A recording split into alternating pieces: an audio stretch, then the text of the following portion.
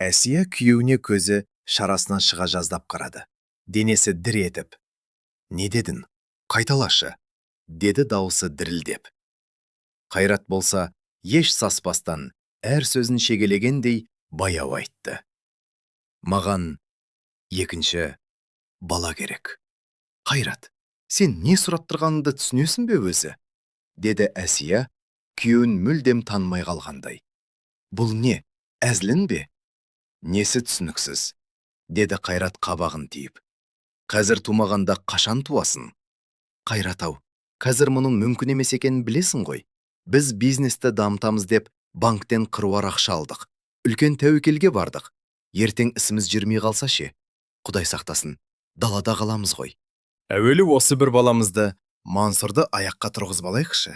Әсия жалынышты үнмен жалғастырды. Бастамас бұрын бізді қай жерден көріп отырғандарыңызды жазыңыз. Бұл біз үшін өте маңызды.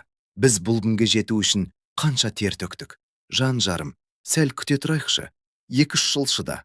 Егер жоспарымыз орындалып, жағдайымыз түзелсе, саған 2 емес, 3 туып берем. Уәде берем. Бірақ Қайраттың райынан қайтатын түрі жоқ. Тыңдашы, мен жас бала емеспін ғой. Жасым болса 34-ке келді. Сен де жасарып бара жатқан жоқсың. Сабыр етші, маған бар болғаны 27 жас қой әлі, деді Әсия даусын көтеріп. Міне, мәселе сонда, деп Қайрат та қызбалана бастады. 2 жылдан кейін жасын 29-ға келеді. 9 ай көтергенің бар, босанғанша 30-ға толасың. Ал мен ол кезде 37-де боламын. Ойлашы, екінші балам кәмелетке толып той жасағанда, мен 55 жастағы зейнетке дайындалған шал болып отырам ба? Әсияның зығырданы қайнап кетті. Соған бола трагедия жасаудың қажеті не? Сен тек ақшаны ойлайсың. Ақша, ақша, ақша, деді Қайрат қолын сілтеп. Жұрттар бір айлыққа қарап отырса да, 5 баланы өсіріп, бақытты өмір сүріп жатыр ғой. Мансұр туғанда біз де бай болған жоқпыз. Азғантай айлықпен сенің декретнеңе қарабақ күн көрдік. Өсті ғой, өлген жоқпыз. Қайрат, деп айқайлап жіберді Әсия. Иә, әйтеуір өстік. Адамдар 5 бала туып, жәрдемақыға күнелтеді, білемін. Бірақ мен олай өмір сүргім келмейді, түсінесің бе? Мен дүкенге барғанда балама памперс алайын ба, әлде өзіме жыртылмаған колготки алайын ба деп бас қатырғым келмейді енді. Мен баладан бас тартып тұрған жоқпын. Тек сәл ғана күтші деп сұрадым ғой сенен. Қайрат есікті тарс жауып шығып кетті. Әсия сілейіп тұрып қалды. О, тоба, бұған не көрінген, деп ойлады ол. Диванға сұл кетіп отыра кетті де, 2 қолын қысып еденге қарап ұзақ отырды. Бір жағынан күйеуінікі де дұрыс, жасы келіп қалды. Екінші сәби де керек, оны Әсия да қалайды. Бірақ дәл қазір емес қой. Оның есіне осыдан 6 жыл бұрынғы оқиға түсті. Қосағына алғаш рет бала біткенде, Қайратқа қалай қуанып айтқаны көз алдына келді. Ол кезде екеуі де жас, бақытты еді. Мансұрды асыға күтті. Тұңғыштары жуас, момын бала болып өсті. Бірақ сол баяғы жетіспеушілік желкеден қиып тұрды ғой. Үстіндегі киімдерінің көбін балалары өсіп кеткен достары, туыстары беретін. Қайраттың мардынсыз айлығы тамақтан аспайтын. Декретнийдің ақшасы памперс пен дәрі-дәрмектен артылмайтын еді. Мансұр 2 жасқа толар толмастан Әсия жұмысқа шығуға мәжбүр болды.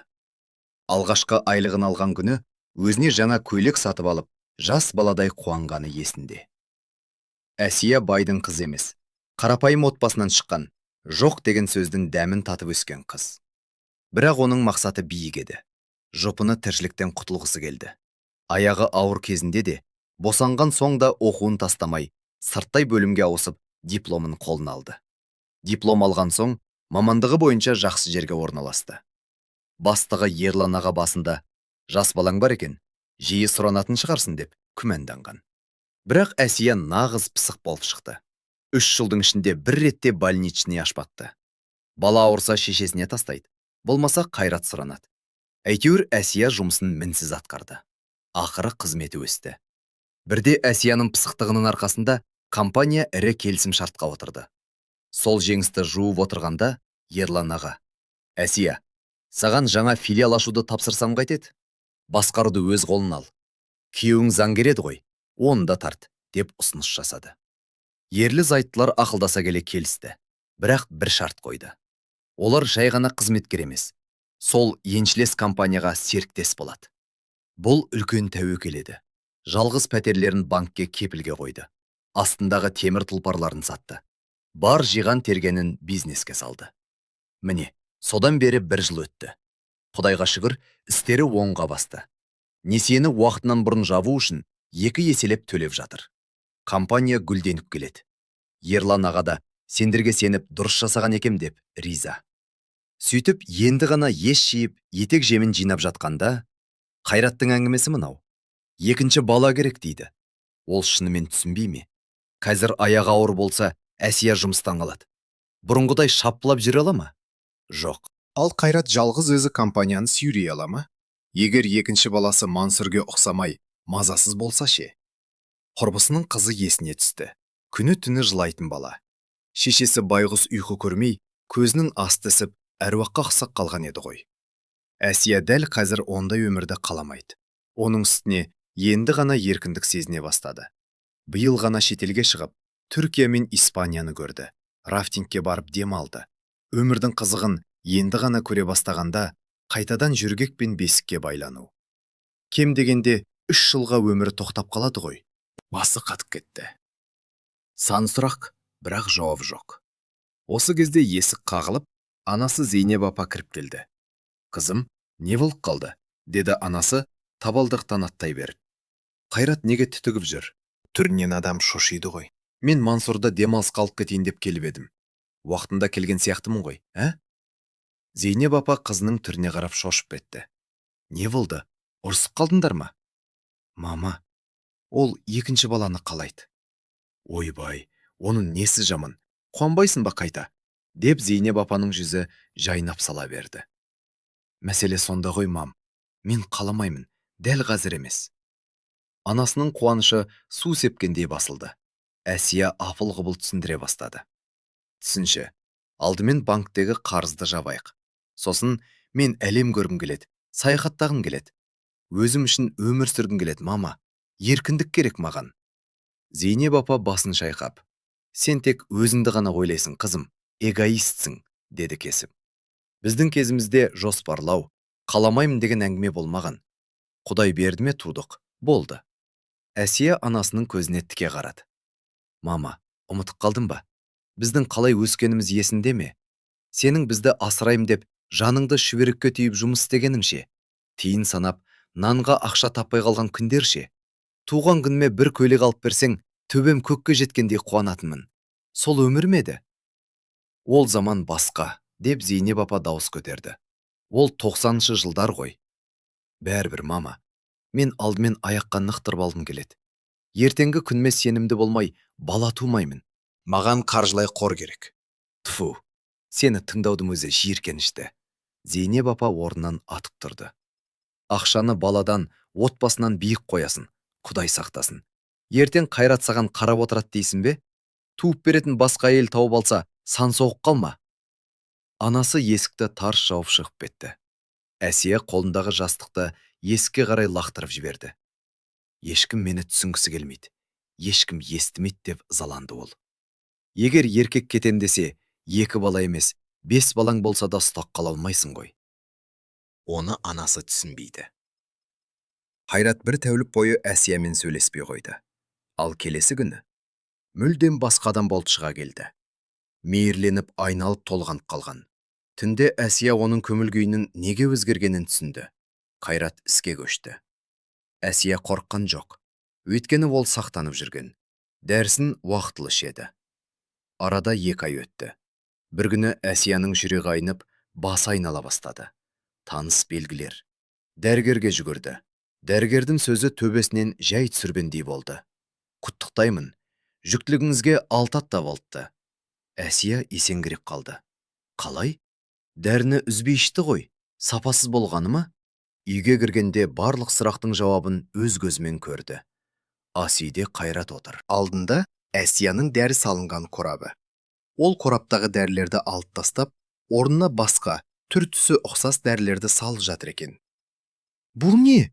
деп айқайлап жіберді Әсия. Сен не істеп отырсың? Мені улап жатырсың ба? Қайрат селк еткен жоқ, саспады да. Сабыр етші, бұл жай ғана витаминдер, деді ол жымиып.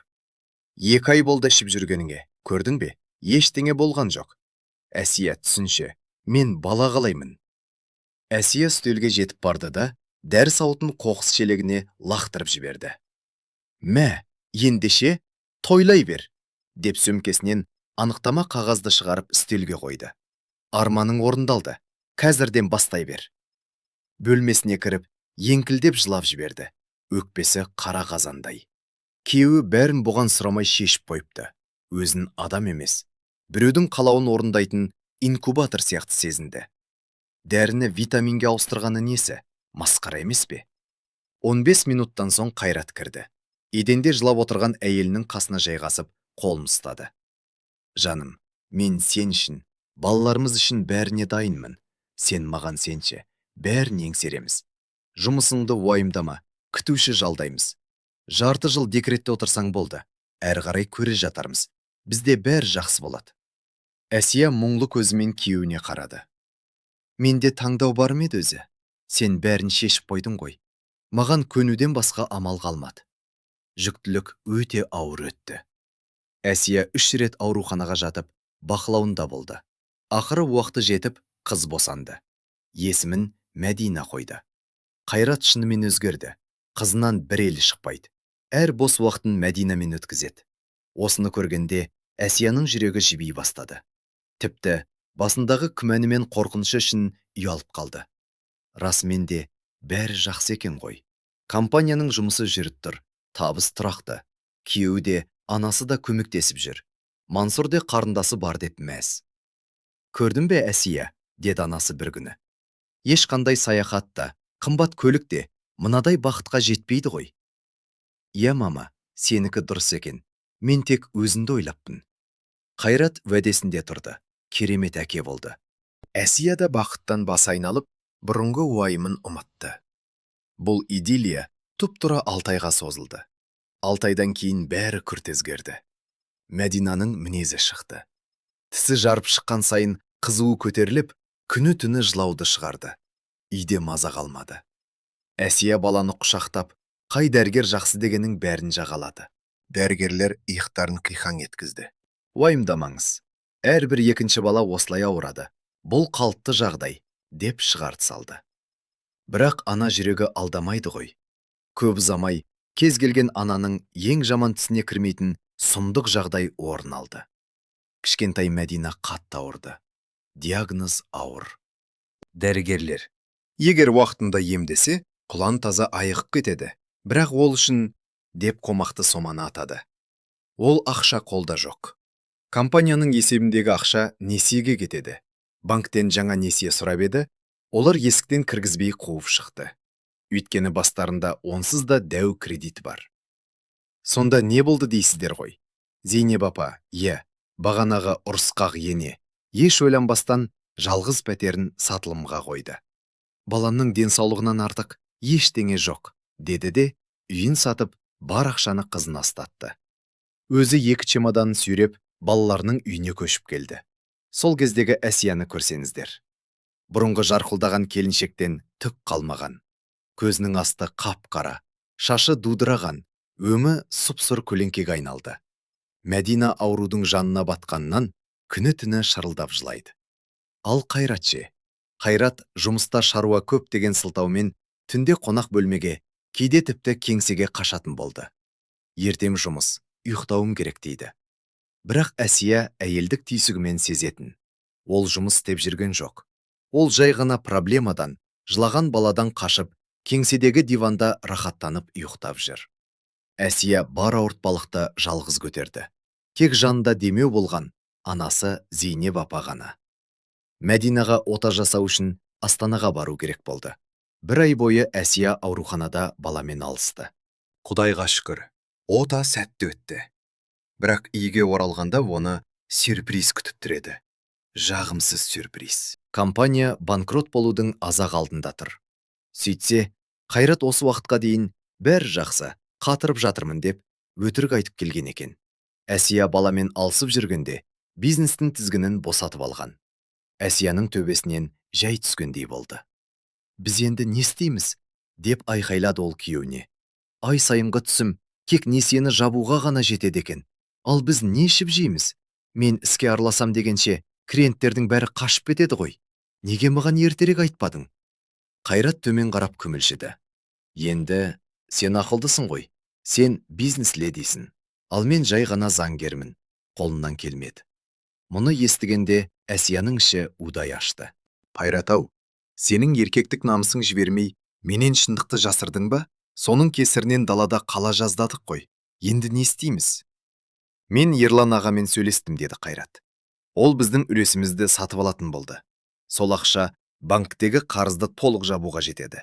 Аздап артылады. Ал әрі қарай ше, деді Әсия көзіне жас алып. Болашағымыз не болады?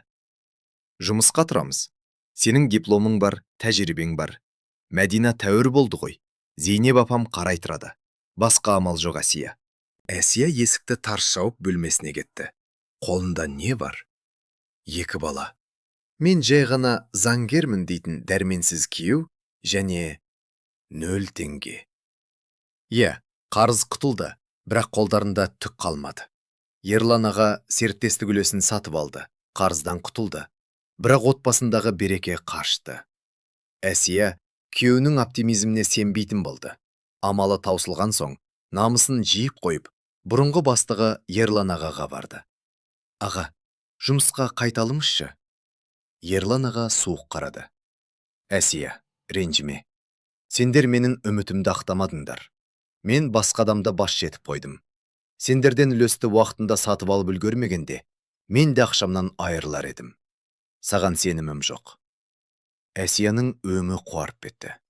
Түсіндім, рахмет сізге, деп шығып бара жатқан. Әсия, тоқташы. Ерлан аға үстелді айналып өтіп, оған бір визитка ұсынды. Сен жақсы мамансың. Мынау менің армиядағы досымның нөмірі. Құрылыс фирмасы бар. Сол сені жұмысқа алады. Мен қазір хабарласып қоямын. Бірақ бір өтінішім бар. Ерлан аға сәл кідіріп қалды. Айтыңыз аға, күйеуіңді, Қайратты өзіңмен бірге сүйрелемеші. Ол бөлек жұмыс істесін. Неге? Көрдің ғой не болғанын. Одан басшы шықпайды екен. Әне міне дегенше күйдіріп жібере жаздады. Оның сен сияқты іскерлігі жоқ. Заңгер болып жүре берсін, бірақ сенімен бірге емес. Сен оны аяйсың, көмектесесің, ал ол сені түбіне тартады. Аяғыңа тұсау болады. Егер бәрін дұрыс істесең, көп ұзамай жағдайың түзеледі. Сіз оны жете бағаламай тұрсыз, деді Әсия күйеуін қорғап. Бірақ даусы сенімсіз шықты. Бәлкім, деді Ерлан аға есікті ашып. 2 күннен кейін Әсия жаңа ұжымға келді. Ерлан ағаның беделінің арқасында оны бірден бөлім бастық етіп тағайындады. Бірақ көкейінде Ерлан ағаның ол сені түбіне тартады деген сөзі шегеленіп қалды. Сонымен Ерлан ағаның айтқаны айдай келді. Ерлі зайыптылардың жолы 2-ге айырылды. Әсия бастық болды, ал Қайрат жай ғана қатардағы заңгер болып, басқа фирмаға орналасты. Ең қызығы не, білесіздер ме? Қайраттың айлығы әйелінің тапқанынан 2 есе аз. Қазақта қатыннан тиын сұраған еркектің қадірі болмайды дейді ғой. Қайрат осыған қатты намыстанатын. Іштей қыжылы бар, бірақ амал жоқ. Ал Әсия ше, оған бәрібір еді. Себебі бір кездері күйеуінің кесірінен далада қала жаздағаны әлі есінде. Енді ол тек өзіне сенеді. Арада 2 жыл өтті. Отбасының жағдайы түзелді. Әсия құлпырып кетті. 2 баланың анасы деуге аузым бармайды. Сымбатты, күтімі келіскен. Тұрақты түрде семинарларға қатысып, білімін жетілдіріп отырды. Тіпті отбасымен шетелге де қыдырып тұрды. Бірақ бір нәрсе түсініксіз еді. Қайрат неге өспейді? Неге талпынбайды? Қайрат, мүмкіндік бар ғой. Неге бастық болуға ұмтылмайсың? Деп сұраса болды күйеуі. Маған осыда жетеді. Мен сен сияқты карьерист емеспін. Басыма артық проблема керек емес. Деп қысқа қайратын. Сөйтсе, мәселе карьера демес екен ғой. Мәселе кадр бөліміндегі қыз екен. Бір күні Әсия шетелдік инвесторлармен кездесу өткізді. Жиын қаладағы элиталық қонақ үйде өтті. Кездесу біткен соң бастығы кетіп қалды. Ал Әсия әкімшілікте құжаттарды реттеп тұрған. Бір кезде таныс дауыс естіді. Жалт қарады. Көзіне сенбеді. Қайрат? Қасында уылжыған жас қыз. Күйеуі оны белден қысып құшақтап барады. Екеуінің бір-біріне қараған соншалық, айналасындағы адамдарды, тіпті Әсияны да байқамады. Әсия көзін уқалап жіберді. Түсім бе, өмім бе? Жоқ, бұл Қайрат. Әсия дереу сыртқа атып шықты. Тұрақтағы көлігіне отыра салып, жолға шыққан күйеуінің соңынан түсті. Қара Вольво зулап барады. Әсия да қалыспады. Көлік қаланың шетіндегі тыныш аудандардың біріне бұрылды. Аулаға кірді. Әсия көлігін тасаға қойып бақылап тұр. Қайрат көліктен түсті де қызға есік ашып берді. Сосын жұрттың көзінше сүйіп қоштасты. Әсияның көзінен жас парлап қоя берді. Оңбаған, мен сені аяп жүрсем, бірақ қазір жылайтын уақыт емес. Ол жасын сүртті де, мына қыз кім? Мен мұны білуім керек, деп бекінді. Қайрат кеткен соң Әсия подъезге жүгірді. Үлгермеді. Есік жабылып қалды. Қарайласа, скамейкада кішкентай иті бар қария отыр екен. Әсия бірден рөлге кірді. Сәлеметсіз бе, ата? Амансың ба, қызым? Ата, мана осы подъезге көк көйлекті қыз кіріп кетті ғой. Соны танисыз ба? Жұлдыз ба? Не болды? Ол саған неге керек? Әсия өтірікті судай сапырды. Ой, ата, сұрамаңыз. Көлігімді сырып кетті. Көлігіндегі баяғыдан қалған сызатты көрсетті. Қария басын шайқады. Жоқ, қарағым. Жұлдызда мәшіне жоқ қой. Өз емес, оны әкет тастаған қара Вольво сырып кетті. Жігіті шығар, соны танитын болар деп едім. Түсінікті. Қазір жастар құтырған ғой. Менің де Жигулимнің айнасын сындырып кеткен, деп шал мұмын шағып кетті. Жұлдыз 3-ші қабатта, 14-ші пәтерде тұрады. Ата, есікті ашып жібересіз бе? Ол маған ашпай қояма деп қорқамын. Қария кілт арқылы есікті ашып берді. Рахмет, ата. Әсия 3-ші қабатқа көтерілді. Есік алдында сәл кідірді. Не деп айтам? Мен Қайраттың әйелімін деп шаштан аламын ба? Жоқ, бұл тым арзан. Ақылға салу керек. Сөмкесінен планшетін шығарды. Түрін суытып, ресми кейіпке енді. Қоңырауды басты. Есікті бағанағы қыз Жұлдыз ашты. Әсия өзін әрең ұстады. Жылмалап тастағысы келді, бірақ сыр білдірмеді. Сәлеметсіз бе? Сіз маған келдіңіз бе? Сәлеметсіз бе? Мен Сәуле Дауренқызы Акиматтан келіп тұрмын, деді Әсия өтірік атын айтып. Біз халық арасында сауалнама жүргізіп жатыр едік. Бір-екі сұраққа жауап бересіз бе? Біздің халық әкімдік деген сөзді естісе, құжатың бар ма деп сұрамайды ғой. Жұлдыз да бірден сенді. Иә, сұраңыз. Аты жөніміз, туған жылымыз, жұмыс орнымыз. Жұлдыз бәрін тізіп айтып берді. Пәленшеева Жұлдыз, пәленбай жыл туған.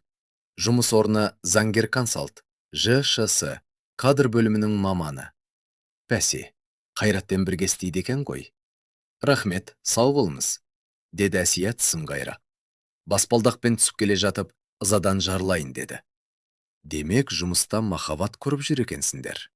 Жарайды, Қайрат, кешкісін сөйлесеміз. Төменде бағанағы қария отыр. Не болды, қызым, таптың ба? Таптым, ата, рахмет сізге. Күніміз сәтті өтсін. Кешкісін Әсия анасы мен балаларын Серік ағаныкіне қыдырып келіңдерші деп, әдейі үйден жіберді. Өзі жалғыз қалды. Ас үйге тамақ істеген жоқ, жай ғана күтті. Есік ашылды. Қайрат кірді. Көңіл күйі көтеріңкі. Жаным, мен келдім. Әсияға жақындап сүйгісі келді. Әсия шегініп кетті. Қайрат антарылып қалды. Не болды? Неге тұнжырап тұрсың? Көңіл күйім жоқ. Ай, сезіп тұрмын. Бәрібір біліп қоясың ғой, деп Қайрат жымыңдады. Қарным ашты. Тамақтанып алып, бір жерге барайықшы? Киноға ма? Қайрат дастарханға жайғасып. Қарным ашып, көзім қарауытып тұр. Тамақ бар ма? Деді. Әсия сөмкесінен планшетін шығарды да, үстелдің үстіне лақтырып тастады. Қазір тәбетінді қашырам, мұнаны көрші. Қайрат экранға үмілді. Онда кадр бөліміндегі жұлдыздың суреті және баяғы қоштасу видеосы. Қайраттың өңі өзгеріп сала берді. Бірден түсінді. Бұл жұлдыз ғой. Біздің жұмыстағы қыз. Білемін, деді Әсия суық дауыспен. Сондықтан сұрап тұрмын. Бұл қызметтік махаббат қашан басталды? Қайрат алғашында тайқақтап көрді. Қайдағы махаббат? Не айтып тұрсың? Өтірік айтпай-ақ қойшы. Әсия дауысын қаттырақ шығарды. Видеоны көрдің ғой. Аулаға дейін әкеп, сүйісіп қоштасқаның таспаға жазылып тұр. Айтшы маған, Қайрат, мен саған не істедім? Не жетпеді саған? Қайрат орнынан атып тұрды. Енді жасырудың мәні жоқ еді. Маған бәрі жетпеді, деп айқайлады ол. Сен өзің байқамайсың, бірақ үйде бастық болып алдың. Мен екінші орынға сырғып қалдым. Бәрін сен шешесің. Сенің айтқаның заң. Бәрін деймісің? Әсия мырс етті. Есіңе түсірейін. Осыдан 4 жыл бұрын екінші баланы кім жоспарлады? Сен. Мен сәл күтейік дедім, тыңдамадың. Ақыр не болды? Мен декретте отырғанда бизнесті құрдымға жібердім. Қайраттың жынына тиетін тақырып осы еді. Сенің ойыңда тек ақша. Ақша. Өйткені мен болашақты ойлаймын. Әсияның дауысы дірілдеп кетті. Балалардың білімі, киімі, жақсы өмір үшін кім ойлау керек? Әкесі емес пе? Сен ойламағаған соң, мен ойлаймын. Саған қанша рет айттым? Оқы, біліктілігіңді арттыр, басқа жұмыс ізде деп. Ал саған ештеңе керек емес. Бір орында отырғаныңа мәзсің. Қайраттың көзінен ұшқын атты. Міне, сол үшін мен жұлдызбен жүрмін. Ол менен көп нәрсе сұрамайды, қанағатшыл. Ол маған бала туып бергісі келеді. 1 емес, 3 бала. 5 бала демедің бе? Деді Әсия кекесінмен. Қанша керек сонша туады, деп Қайрат столды ұрды. Білесің бе, сенің бәрін білгенің дұрыс болды. Жасырынып жүруден шаршадым. Сенің карьеристка болғаныңнан да, артынан қалмайтын шешеңнен де шаршадым. Әсия селгете қалды. Шешем деймсің? Ол кісі саған не жазды? Үйдегінің бәріне араласатыны, бізбен тұратыны жыныма тиеді. Қайрат, ұмытқан жоқсың ба? Деді Әсия, дауысын бәсеңдетіп, бірақ зілмен. Ол кісінің бізбен неге тұрып жатқанын ұмыттың ба? Ол жалғыз пәтерін сатып, сенің қызыңды, Мәдинаны ажалдан арашалап қалды ғой. Біз ипотека алып, оған бөлек үй әперер едік, бірақ ақша жоқ. Кімнің кесірінен? Қайрат қолын сілтеді. Қойшы, естігім келмейді. Біз әртүрлі тілде сөйлесіп тұрмыз. Ажырасайық. Мен қарсы емеспін. Қайрат терең күрсінді. Мен қалыпты отбасын қалаймын. Жұмыстан келгенде қағазға көмілген бизнес леди емес, дәмді кешкі асын дайындап күтіп отыратын әйел керек маған. Әсия есікті нұсқады. Дәмді ас ішу үшін алдымен сол асқа ақша табу керек, Қайрат. Жарайды. Бір-бірімізді жеп көріп кетпей тұрғанда екі жаққа кетейік. Әсия сол күн-ақ оның төсегін бөлек салды. Ол опасыздықты кешіретін әйел емес. Арада 3 жыл өтті. Кешкі уақыт. Әсия жұмыстан келіп шай ішіп отырған. Кенет телефоны шырылдады. Экранда Қайрат. Алло? Тұтқанын арғы жағынан Қайраттың үні естілді. Дауысы дірілдеп, абдырап тұр. Әсия, қалайсың? Жақсы, не болды? Маған қарызға 5000 теңге бере тұршы. Жалақыға әлі 1 апта бар еді. Қырсыққанда Әйгерім кіші қызым ауырып қалып, дәрі керек болып тұр. Әсия мырс етті. Бұрынғы мачо, бала керек деп кеудесін соққан Қайрат, енді 5000 теңгеге қарақ қалыпты. Каспиіңе аударып жібердім, деді Әсия қысқа қайырып. Тұтқаны қойды. Ол терезеге қарап ойланып қалды. Қайрат бақытты ма екен? Оның қалағаны осы ма еді? 3 жыл бұрын олар тыныш қана ажырасты. Қайрат киімін алды да кетті. Пәтерге таласқан жоқ. Балалармен демалыс сайын кездесіп тұрады. Ал Әсия ше? Қазір ол бас директорының орынбасары. Табысы керемет. Күйеуі оны баланы ұмытқан тас жүрек деп кінәлайтын. Бірақ олай емес. Мансұр мен Мәдинада бәрі бар. Әсия жұмыстан кеш қалмайды. Ұлымен сабақ оқиды, қызымен ән жаттайды. Әр демалыста балаларын алып шетелге қыдырады, кеңізге барады. Олар ештеңеден тарықпайды. Ал Қайраттың өмірі сол баяғы сценариймен жалғасты. Сол баяғы жұмыс, сол баяғы төмен айлық. Жұлдыз оған қыз туып берді. Есімін Әйгерім деп қойды. Міне содан бері Қайраттың басында қара бұлт үйірілді де қалды. Ақша жетпейді. Жетіспеушілік бар жерде ұрыс керісте бітпейді ғой. Жұлдыз да періште емес екен, күнде миын жейтін болды. Бірде кезекті жаңжалдан кейін Қайрат шыдай алмай Әсияға мұңын шақты. Қайрат, деді Әсия оның көзіне тура қарап. Мойындаймын, сен керемет әкесің. Бала десе жаныңды бересің, шынымен. Бірақ маған бала керек деп құр айқайлай бергеннен пайда жоқ. Оны асырайтын қаражат та керек қой. Жауапкершілік деген болу керек. Қайрат ауыр күрсінді. Оның жүзінен қатты шаршағаны байқалып тұр еді. Әсия, мен соңғы кезде көп ойландым. Сенімен ажырасқаным өмірімдегі ең үлкен қателік болған екен. Ол Әсияға үміттене қарады. Жоқ, дұрыс түсін. Мен кішкентай Әйгерімді жақсы көрем. Мансұр мен Мәдинадан кем көрмеймін. Бірақ, Жұлдыз, ол мені тұншықтырып барады. Шынымды айтшы, егер мен өзгерсем, егер сен айтқандай өмір сүрсем, біз қайта қосыла алар ма едік? Әсия сұқ саусағын ақырын ғана оның еріне тигізді. Доғар. Әсия, ештеңе айтпа. Қайрат, біздің арамыздағы әңгіме біткен. Ол өткен шақ. Егер өміріңді өзгерткің келсе, іске кіріс. Қасында қандай әйелдің болғаны маңызды емес. Бәрі тек өзіме, тек сенің қалауыңа байланысты. Кізгін сенің қолында. Телефонды қойған Әсия керең демін алды. Жаңа ғана Қайрат қоңырау шалып, қызының дәрісіне 5000 теңге сұрағанда, Әсия бір нәрсені анық түсінді. Ол ешқашан өзгермейді, және ешқашан өзгермек емес. Оған керегі тыныштық және азғантай ғана жалақы. Өкінішті. Өте өкінішті. Одан отбасын сүйрейтін еркек, кіреу болатын азамат шықпады. Есесіне одан тамаша әке шықты. Балаларын жанындай жақсы көретін. Бірақ оларға кәмпит алып беруге ақшасы жоқ мейірімді әке. Ал Жұлдыз екеуінің тағдыры әрі қарай не болады? Оны уақыт көрсетеді. Әркім өзі таңдаған өмірді сүреді ғой. Оқиға шынайы өмірден алынған. Кейіпкерлердің есімдері өзгертілген.